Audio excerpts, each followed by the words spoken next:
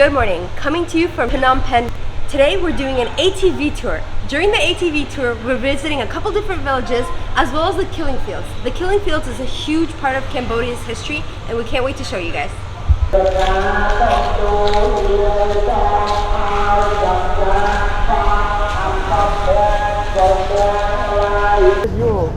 YouTuber? Yeah, we're doing YouTube videos, yeah. Here, I have a card.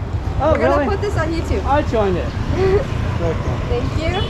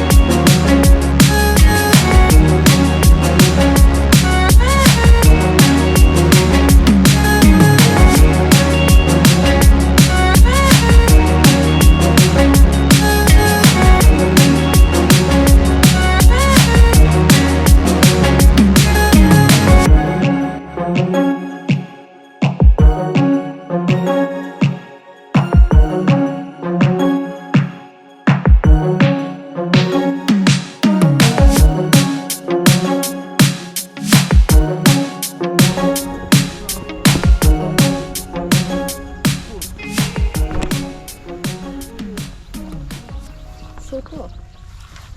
That's the rice. Yeah. When do they harvest it? I hop in this week because now it's enough. You said it's dry season right now? Right. Dry season, it's just like the last plantations because they need to prepare at least 90 days for duration. So okay. Yeah. Some place farmer they organize or prepare lands or growing the rice like this 3 times per year, but except like irrigation now it's become dry. Yeah, so it's a device and share or. As you can tell, my shirt is very dusty. We've been on the ATVs for a little bit now, and we stopped at this little farm right now, and we're just having a little drink, a little iced tea to cool ourselves off. Zay is also covered in dust, and so am I. From head to toe, we're having a lot of fun. This is all so much fun, and yeah, we're just relaxing right now at this farm with the locals and having some iced tea. Look at the chickens. Fun fact, when I was younger, like 8 years old, my family had chickens and we moved to Canada. This is my first time riding an ATV, and the whole time we're riding the ATVs, we're going through dirt roads and it's bumps and we're going up hills and down hills, and the whole time I think I'm about to fall off, but they're pretty sturdy. Like, I'm doing well. It's my first time, so if you're afraid to try this, don't. If I can do it, anyone can do it. Also, we signed waivers that if anything happens to us, it's not their fault, and it only costs $35 each for like a 3-hour tour of different villages and the killing fields, and we think it's definitely worth it so far. Also, don't wear clothes that you don't want to get dirty. When I was I think like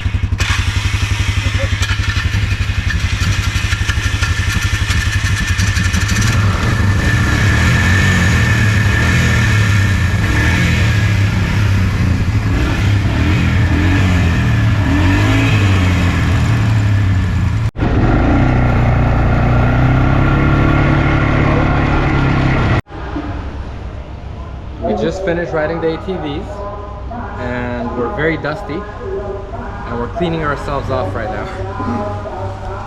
it's nice that they provide you a nice wet towel to clean up after. Right, my face. Now that we have cleaned ourselves up and wiped ourselves down, we are heading to the killing fields. Let's go.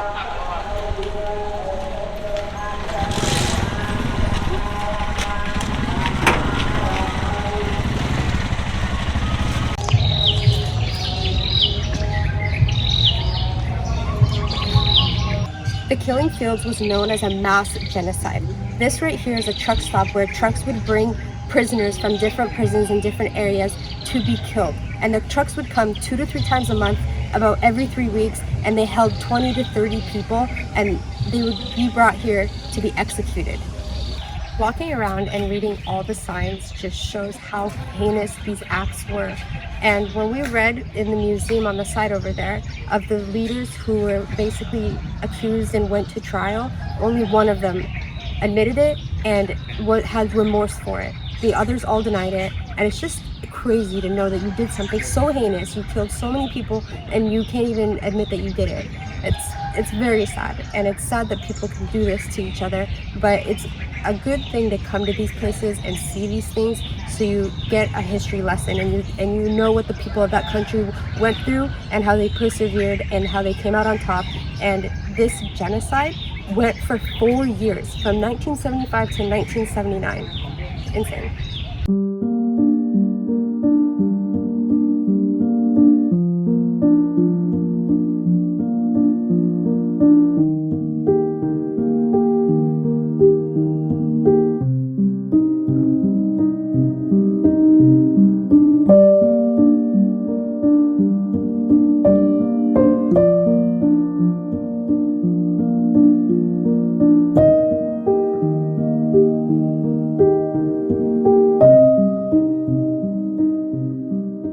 If you're coming to Cambodia and you're going to be visiting the Phnom Penh region and this region in general, it's very important that you guys come here and visit this site because it's a major part of Cambodian history, and like Zay was saying, it's very important to learn these things and make sure that we don't repeat history in the future.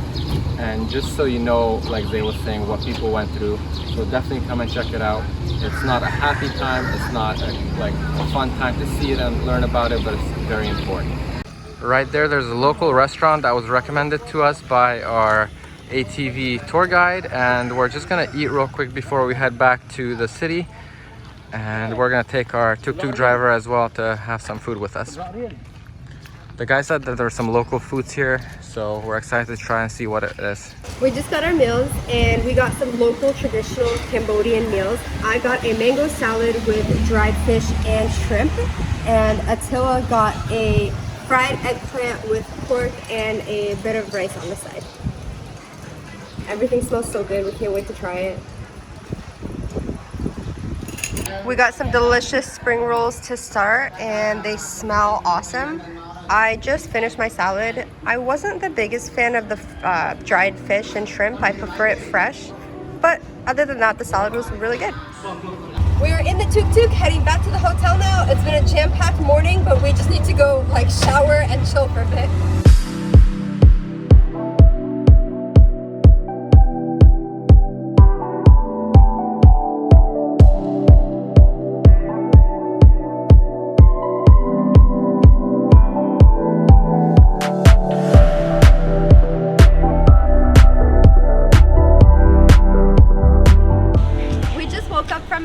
Actually, Attila napped. He's 30 now and he's old, so he needs to nap in the middle of the day. I don't.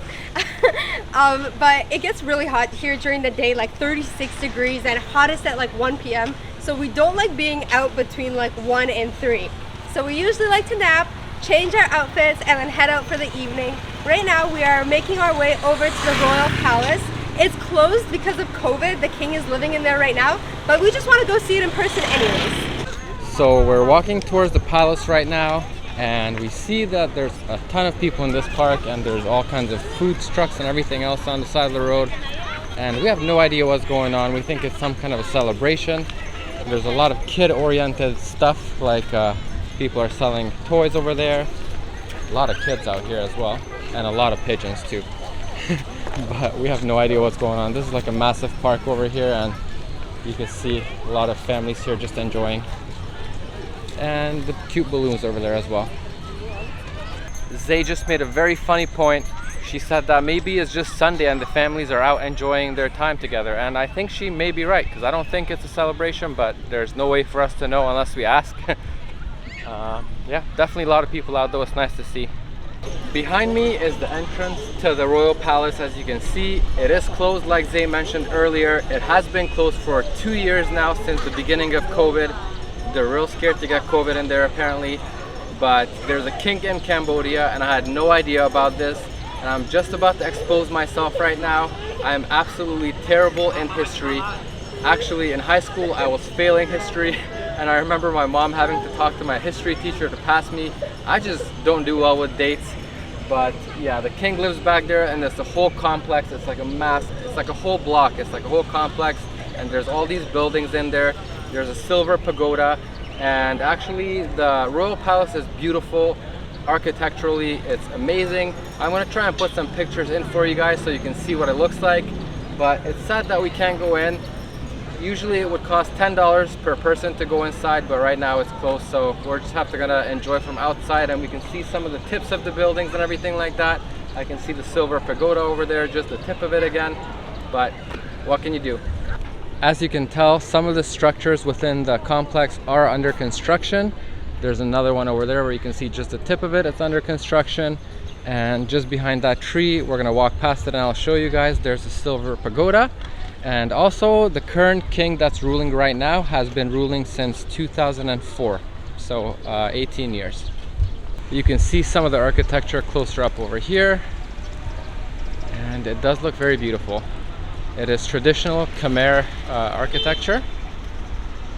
And again, I'm just sad that we can't go into a lot of places traveling with COVID. It's been so long that it would be nice for everything to open up already, because there's been places even in Sri Lanka that we haven't been able to enter, like the Lotus Tower. And I'm still salty about that, by the way. And right here, this place would be amazing to check out from the inside, and you know, just more salt to add to the mix, I guess. A lot of people here have tried to speak French to us. There's a lot of French writing everywhere, so we started doing some research, and we found out that Cambodia was ruled by the French for 100 years. But in 1949, they were given independence, and in 1958, France gifted Cambodia a giant monument representing their independence. Let's go check it out.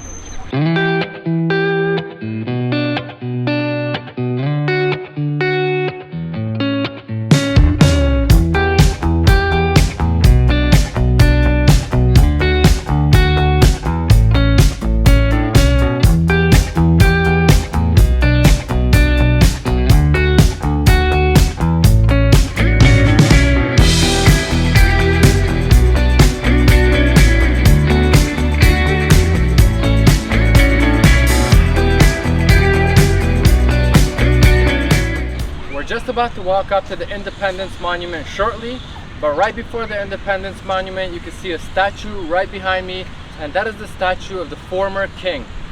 So that's there, and the Independence Monument is just right behind it. We're gonna go check it out right now and show you guys.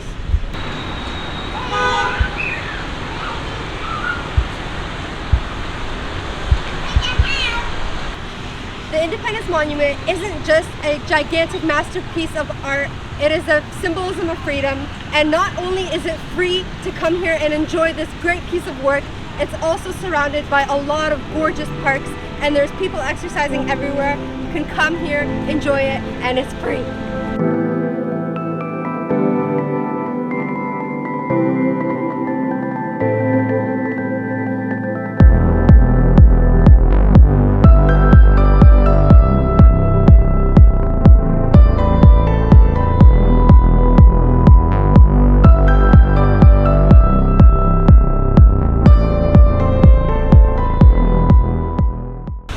This is basically as close as we're able to get to the monument, because I just tried to go up there and there's a guy right behind that bush that yelled at me.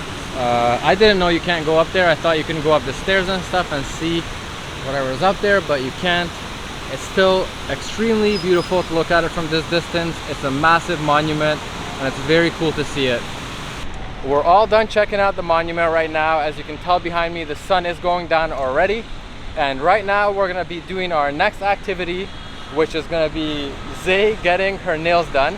If you watched the previous video, I got a haircut and it's looking fresh, I gotta say. It was looking a little bit whack when we showed you because it was all wet and stuff. But right now that it's all done with product, it looks very nice. And yes, it is one of the best haircuts I've ever gotten. And now it's Zay's turn to treat herself. She does not do it often. She doesn't get her nails done very often. And even when we're back in Canada, she doesn't get it done often. I just said that so many times, but I'm just trying to emphasize how she doesn't get it done very often. And what was I gonna say? In Canada, a lot of times I actually paint her nails at home when we're just hanging out and we're bored. So right now we're gonna go to a shop and she's gonna get it done. And it's very, very inexpensive. We asked the shop yesterday, it's only $2. So we're walking towards the shop right now and we'll get that done. People always ask us, how do you guys afford to travel? How do you have money for travel? How are you able to do this? We're able to do this because I'm not spending $50 or $60 on my nails every 2 weeks when I was at home. I was saving all that money, all that extra stuff that's like maintenance and stuff that you can do at home for $1 that's so cheap versus being out and going to a salon and paying $50, $60, sometimes $70 to get a set of nails done. Wasn't worth it for me, and that's why I have money to travel. That's always my answer. And we're here today to get my nails done because I asked how much it was yesterday when we were walking, and she told me $2. $2! I'm so excited. There's an outdoor fitness class happening, a dance class, and it seems to be super popular because we walked past one yesterday too, and they were dancing outside and exercising. We love to see it. We're pulling up on a nail salon right now. This is not the same one that we came to yesterday night, but Zay's gonna ask how much it's gonna cost her to do her nails here, and if it's more than $2, we're moving on. That's all we got to spend on her nails today.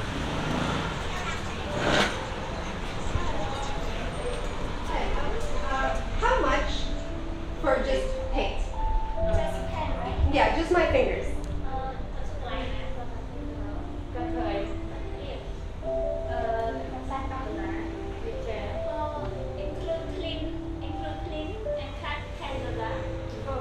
Thank you.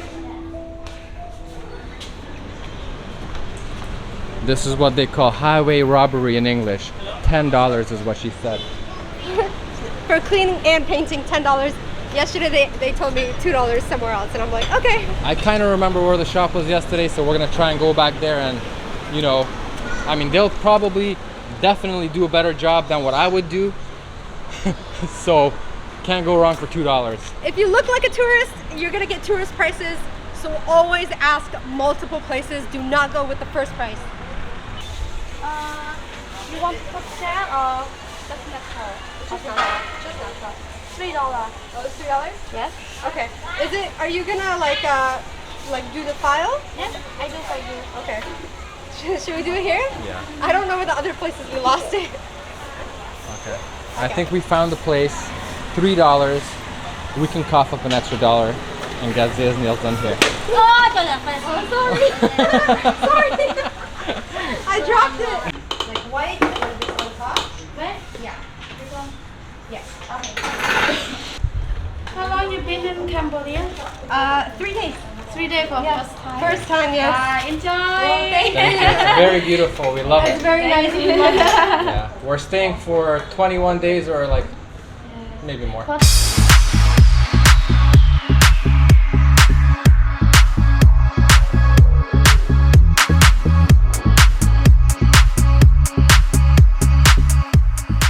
So I just got my nails done. Here's the final result. They did such a good job. I'm in love with them. They're so cute. And it was only $3. And I tipped the girl who did my nails $2. So it only cost me $5 for the super cute set. And here's what the place is called. It's written in Cambodian, so I can't really read it, but that's what it's called right there. And there's their phone number if you are visiting and want to get your nails done. And they did do a really good job, so Very meticulous, like very awesome. meticulous and definitely worth it. Now that Zay has her treat, I'm gonna get mine. She had her nails done, and I'm gonna grab a beer inside here. Well, we're both gonna grab one, but that's basically my treat. And beers here in Cambodia at some of the restaurants are incredibly cheap, especially draft beer. You can see the sign behind me, it says 75-cent draft beer. And a lot of the places here have happy hour and extremely cheap drinks, and that's just dangerous. Let's go inside.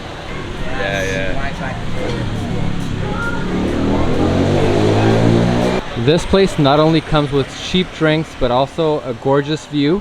And there are tons of rooftop bars and really nice views here in Phnom Penh. But we'll save that for another video, because in our next video we're gonna be doing like a street food tour as well as the nightlife. So we'll show you more of that later on. But just know that there's tons of amazing bars in the city, and nightlife is popping.